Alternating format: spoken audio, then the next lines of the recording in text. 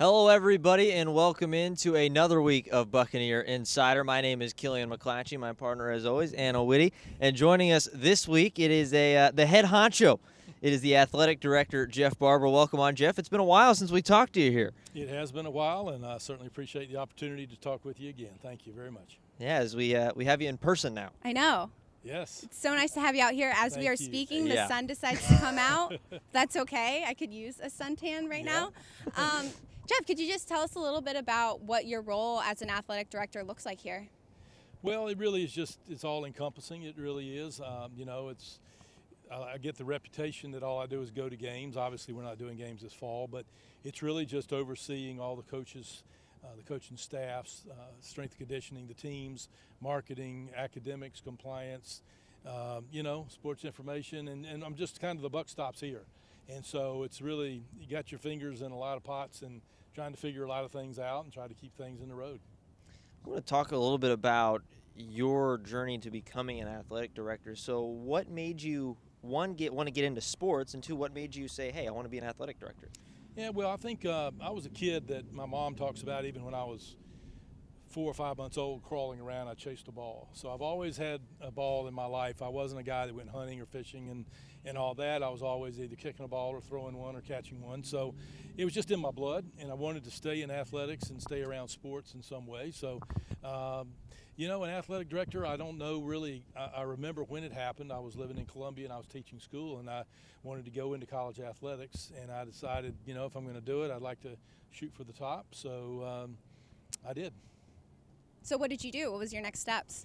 Well, the next step, I actually worked in minor league baseball and then professional baseball, and that was kind of a sidetrack. It was really a great segue to get into athletics, into college athletics. And then when I left, it was the Nationals, Washington Nationals, was another team called the Expos at the time. But I went back to East Carolina, where I went to school and where I was from, and just broken up with a girl. I was kind of feeling down. I went back home and went over to the school and volunteered and started out doing an internship at East Carolina, and one thing's led to another, and now I'm here 5 schools later. And so, kind of, what do you have when looking back on it in your journey as an, look at yourself now? What would you say to your younger self? Be careful what you ask for. Just soak up all you can. I always went through all those experiences with an end goal of being an athletics director. I tried to soak in everything I could at every school I'd go to. We went and played Kentucky in basketball or Alabama in football, or even in other FCS programs. I was always trying to glean and gather more and be a sponge and soak up the environment, soak up conversations and anything I could, just so that I could be the best I could be. So I would just tell myself to keep doing that and just continue to try to be the best I could be. How important are relationships for your position, and not just relationships here at CSU, but at other schools? And kind of tell us about some people you've met along your journey. Well, I think relationships are really the key to life. I have a lot of conversations with people that are not in this business but are trying to get in it, and everything from CSU students to last week was somebody that works in the rec department at West Ashley, and I just believe that relationships are really the basis of everything. I think the old saying, you don't care how much you know until they know how much you care, goes a very long way. And I think people in relationships is everything. And I've been around some really high characters, if you will. I could start at the top, and the Lou Holtzes and the Steve Spurriers and on and on and on. The people I've learned from mostly are the ADs that I worked for before I got here. The AD, Dave Hart at East Carolina. Then I went to Furman and I learned from the AD there. I went to South Carolina and Mike McGee. And again, at my age now, and the friends that I had going up through that, a lot of my friends now are ADs at Power 5 schools and Group of 5 schools and FCS. So it's rare that I turn on the TV and watch a game and I don't know the AD at that school. So, relationships are everything. It's what really what makes it all work. Do you kind of keep in touch with any of them every once in a while, like text them and ask for advice, or just see how they're doing, watch a game? Yeah, I do. I called Coach Holtz a few weeks ago, and he lost his wife to cancer, which she had been battling for many years. Mm-hmm. And, I just picked up the phone one afternoon, and I said, Coach, I just called to see how you're doing. And he, was sad, of course, and should be, obviously, and made the comment that he was doing okay. And I thought it was kind of sad. The next thing he said to me was, what do you need? I said, Coach, I don't need anything. I just wanted to call you and let you know I'm thinking about you and we're praying for you, and we just hope you're doing okay. And I know one thing I've learned in this business is certain people in certain positions, everybody just calls you if they need something, they want something, they want a ticket, they want a favor, they want you to hire their cousin or whatever it is. And so, going back to relationships and the question, when you have true relationships with people, you do that kind of thing. And I really appreciate it when people do that to me and reach out to me and don't need anything, and people appreciate it, I know, when I do the same. So I do stay in touch. We had a game with Arkansas. Hunter Yurichek's a very good friend, and we had a 30-minute conversation yesterday about the game that we got canceled and what we're doing in the future. And so, again, when you can pick up the phone and call people and have that kind of relationship with them, it makes everything a lot easier. Yeah, definitely. Thank you for sharing that. I feel like sports are so fun, but the relationships you make along the way are what make it so special. And going off of that, in your few years here, you've made a lot of coaching changes. What's that process been like for you? And yeah, take us through that process. Well, it's a hard thing to do when you make the change, because you're impacting the life of somebody, and it's never personal. It's not a personal thing.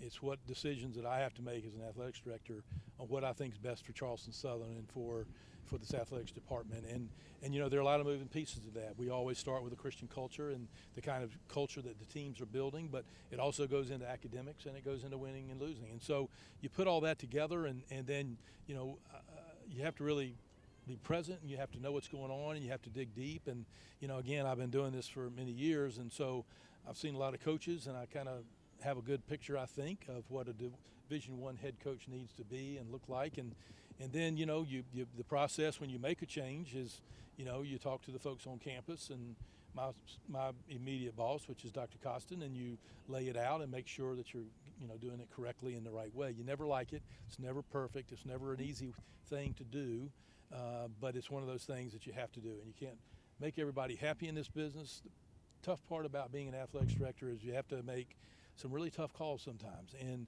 sometimes you have to make a decision that's based on the entire coaching staff or the entire department and not just one person. Maybe one coach doesn't understand why you did something, but you can't be in a position always to make an exception, and so you have to make some tough calls. So again, once that happens, the change happens, you hire coaches.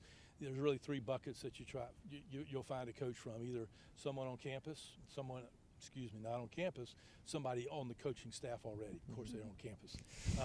But the other one is, you see who comes to you, and then you got people that that you want to talk to. So between the combination of those three, you find somebody that matches spiritually with who we are as an institution and who lines up with what we believe. And then I like to bring in people that have high Division I experience. Puts a lot of strain, to be honest with you, on an AD, because they're really pushing to try to be a Power 5 kind of school, or to be maybe at a higher level than we are right now, and that's okay, but unfortunately you got to say no a lot too in that process. But so again, going back to hiring coaches, my preference is always to find somebody within the coaching staff that's there, and if they're the right person and if the program's successful in doing the right things, I like the continuity. It doesn't always happen, it rarely does happen, but that's kind of where it starts from. And then we go from there, we find the best fit, somebody that really wants to be here. I'm a person that, when I hire coaches or staff, I don't sugarcoat things. I don't believe I need to try to make this into something it's not, and I've been that way at every school I've ever been.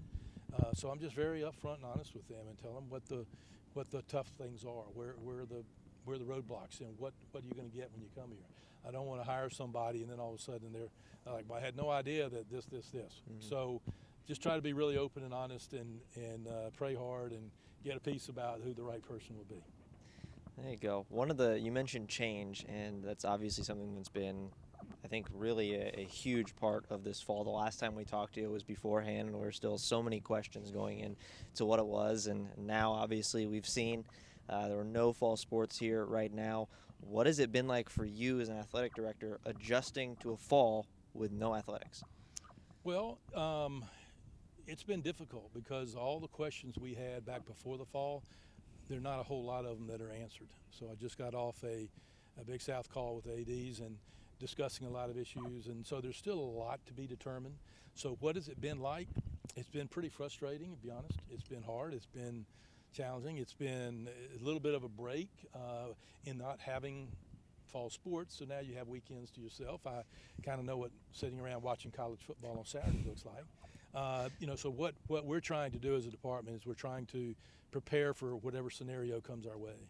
Whether it's seating capacity at a game or no matter what it is, we're just trying to prepare for any kind of scenario that we might face. For example, we know we'll play some games in the spring in the conference. How many? We'll find out here in the next week or so. But we got to prepare. So I've been talking to a bunch of schools about potential games. I don't know if we're going to have them. I don't know how many we can get, but I have to at least lay the groundwork and be prepared. So again, a lot of it, to answer your question, Killian, would be just trying to prep for every situation that we can have. Going off of what you said about potential games and everything, the spring that's looming over us, not looming over us, that we're looking forward to. I don't know why I said that. But also the fall, we may have some sports in 2020 as well. What are some personal goals for the athletic department that you have for everyone this year? Well, for 2020, we are done. So we are not going to be practicing between, we do have fall football practice, and soccer's out practicing and teams are practicing. So we won't have any competition. Let me change that. You are right. We'll have some basketball games. Okay, yeah. So we are preparing. We've already had a couple of meetings, and we're trying to determine now exactly what we're going to do. Like, what are some of the seating requirements? Do we have to push some bleachers back? How do we? So we're preparing for those kinds of things. And really, at this point, besides that, whatever we learn, whatever we gather, and what we have to do, whether it's coronavirus protocols or whatever, a lot of that will bleed into the spring, and we'll just follow up. So we have 16 sports, and probably 14 of them will be participating in the spring. So we're trying to get a little bit of rest right now too. I have encouraged our staff to take some time and just try to catch your breath and charge your batteries, because it's going to get burned up pretty good in the spring. So. Yeah, are you more excited, or are you more kind of not to say like stress, but a little nervousness for the spring with everything going on at once? All that. Last week I went over to baseball, and they had some scrimmages, and I told Coach Mack after it was over, I said, man, this is so nice to be able to come out and watch a competition and watch sports. So I'm really excited for that. But again, still some unknowns, still trying to figure some things out. Are you encouraged by watching sports on TV this fall that CSU could look the same here soon? I sure am, absolutely. Again, a lot of conversations with ADs today. We've talked with the AD at Campbell and also North Alabama about how they room their student athletes on the road and what they're doing busing. So, it's working for them, and, there's some cases here and there, but everything's going pretty good, I think. Yeah. One of the things I want to bring up with you, it's something that you preach to just about everybody around campus and in the athletics department, is you preach the little things.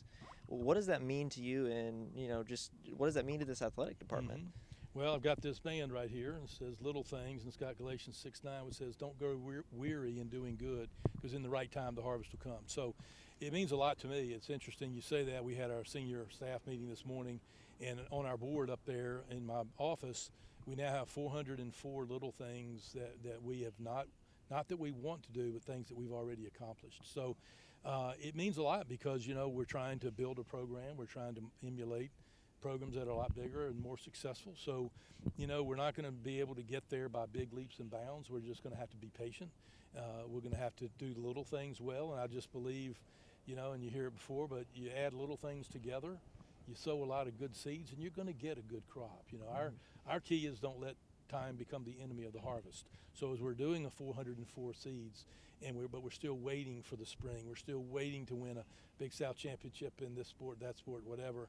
We're doing the little things to try to build something special, and we will, but we have to have the patience to endure, because there are going to be a lot of times that tough things happen. You lose a coach that you don't want to lose. You lose a game you don't want to lose. You lose a recruit or whatever, or a staff member. Let's just say Nick Case, man, what a loss that would be for this department for Nick not to be here. So, you have to be patient and just keep your eye on the target and just keep planting the seeds and have belief that it'll work out, and I believe it will.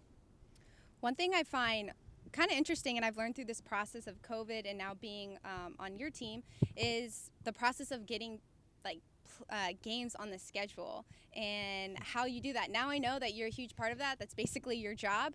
what does that look like, especially the non-conference games? Mm-hmm. How are you getting a hold of these other ADs? I would say this: Coach Denson and I work together on the football games, and I work through it, but he and I do it in conjunction. I'm the one reaching out and talking to whoever's, and they contact me. For the other sports, the coaches do it, but we have basic philosophies. How far we go, how many non-conference we have. I mean, we can play, especially this year in the spring because of COVID, because of budgets and all that. We're limiting how many away games we're doing. We're trying to do more home games.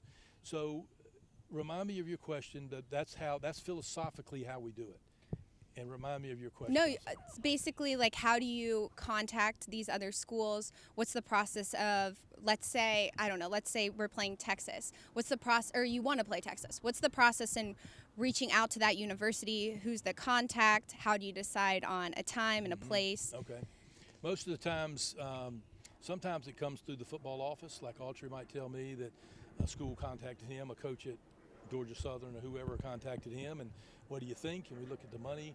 A lot of it's me reaching out to the ADs, and certainly as we went into the fall with the potential of some games, I reached out to, emailed a bunch of or called a number of ADs and said we'd be very interested in playing.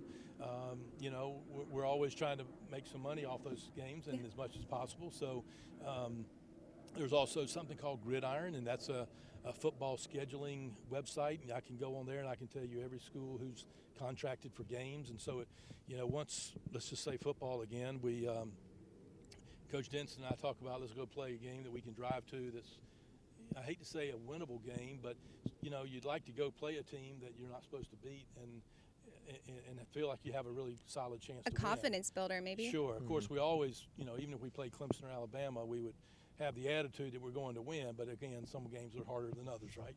So it's really just a combination of who's available on what date and what we need in our schedule.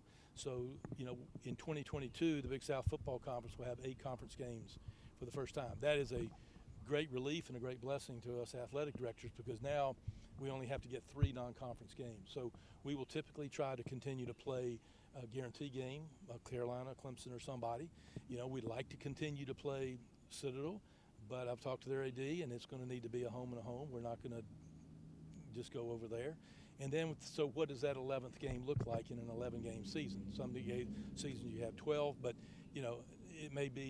it could be anything. It could be a game that we play a group of 5 team and try to pick up a $300,000 check, or it could be a game that we do a D2, or even though that would be very rare, we really don't want to play D2s. So that's on one extreme. The other would be to play another big money game. But typically we'll try to play another FCS program, a good FCS program. And one of my scheduling goals for football, at least, is to have 6 home games. We typically have 5. I think I heard that one time, maybe years ago, we had 6 games, and I'd really like to be able to have 6 home games. So that's we'll have 4 once we have, the conference schedule moves to 8. We'll have 4 conference games at home, and then we got to get 2 other home games. So it's a lot of moving parts, and it changes daily. And once you think you have it set, all of a sudden they come back and say somebody else is coming and we can't play you. And so until you have the contract, you just cross your fingers and do the best you can. Yeah, a stressful job that you have. I would agree. Well, we've got coming up, you mentioned basketball. We're not technically done yet with 2020, as season should be getting underway here in just a little bit. What preparations are going in to getting the basketball season underway here at the field house behind us? Sure. Well, we've made some internal changes already to the signage, and we've ordered new chairs for the teams. So some nice chairs that, more of a NBA looking style kind of chair. And we don't want to do too much to the Buck Dome, because in 2024 we'll be playing in a new arena. That's a mandate from the conference. So we don't want to pour too much money into it, but at the same time, we want to do some cosmetic things and make it look better, little things. So there'll be a few other things you'll see in there. We've met again as a staff and all the operations folks about concessions and what that's going to look like, and some things we still don't know. But we're just trying to get it cleaned up and looking as good as we can. And I do think we'll probably have 10 conference games at home. At one time that was a question mark, and the conference was looking at going into a few bubbles somewhere, and we wouldn't play many games here. But now I'm expecting to have, I think it'll turn out to have 10. So, we're just trying to get all the facts again. How many people are we allowed to put in there, the social distancing policies, and everything. We'll just have to see, but we'll be prepared. I'm looking forward to it. I haven't been a part of a broadcast or at a game day here, so I'm really excited for this season. But let's get to know Jeff a little bit. And what are some things? We know you're from Greenville, North Carolina. That's what you guys say, Greenville, not Greenville. Right. I learned that growing up. And but what's some things you enjoy doing for fun that have nothing to do with your work? Well, let's see. I love going to the beach. I'm kind of a beach bum. I grew up 75 miles from the ocean, so I've always loved the beach. I used to play a lot of ping pong. That was something that I would say people, if someone said, what do we not know about you? I love playing ping pong. And I also love playing golf. So when I was at Carolina, got to play a lot. Don't play as much now. I'm trying to work on my game. Golf is a game where I can go out and play 18 holes, and I can really, because I'm concentrating on my pre-shot routine or whatever I'm doing on the course, I can kind of get out of the real world for a little bit. So I really enjoy that. My wife and I love walking our dog around the lake, and love being with family. And we're starting to watch the Jack Ryan series, so I had not seen that before, and that kind of show is kind of right up my alley, that and Jason Bourne. So, just loving on my family and playing some golf and ping pong when I can is about as good as it gets. As I say, you mentioned the ping pong. Is there a table somewhere here in the Buck Dome that we don't know about that you're getting some time in? There is one over at baseball. I do know that. Okay. So. Okay. I was going to say, have you snuck over there at all? I've been over there a couple of times and just kind of hit it around a little bit. So keep it loose. Yeah. Are you a fan of any NFL's underway too? You're probably having more time to watch that. You a fan of any NFL teams? Grew up being a Green Bay Packer fan. Really? And I'm just at that age that they were really good, and I jumped on the bandwagon. So in 2011, the Packers won the Super Bowl, and the St. Louis Cardinals won the World Series. I'm also a St. Louis Cardinal fan because they were good when I was a little boy. So in 2011, they both won, the World Championship, if you will. And people joked at me. They said, I see you jumped on the bandwagon. I said, I sure did about 50 years ago. So when I was a little boy, I liked those two teams because they were good, and I pulled for them ever since. And unfortunately, they've had a lot of bad years too, but I'm still a fan. I'm curious have you been to a Green Bay game during the winter, Lambeau? I have. What's the experience like? It's on my list. Amazing. Just kind of walking around. I went with my younger brother, who's also a Green Bay fan, and he actually started crying when we walked into the stadium, and it was super cold. We walked around. We went into the Packer Pro Shop before the game. Brett Favre has a restaurant right beside the stadium, and we went over there to eat some brats before the game because you have to have brats. So we went over there. That was our tailgating experience, if you will, and I'll never forget. I bought a Mountain Dew, and I walked outside to eat the two brats and the Mountain Dew, and I only drank about 20% of the Mountain Dew before it froze over. So it was frozen in about 10 minutes. So that's how cold it was, snowing. We were playing the Bears, and that's a big rivalry game. So it was just a great, great memory. That's so cool. Who was your favorite athlete growing up? I'd say Bart Starr. Okay. I loved Bob Gibson of the Cardinals and Lou Brock, but when I was a little boy, those were the guys. All right. Did you have a sport that you specifically played growing up? Well, I played basketball more than anything. I played from 4th grade till I was about 36 and injured my back, so I had to kind of quit playing. But I should have kept playing baseball and football. I was an okay basketball player, and I think it was such a challenge to me. And plus, if you're from North Carolina, you kind of have to be. Yeah. So basketball was my main sport, but I'm not saying it was the best one I was at.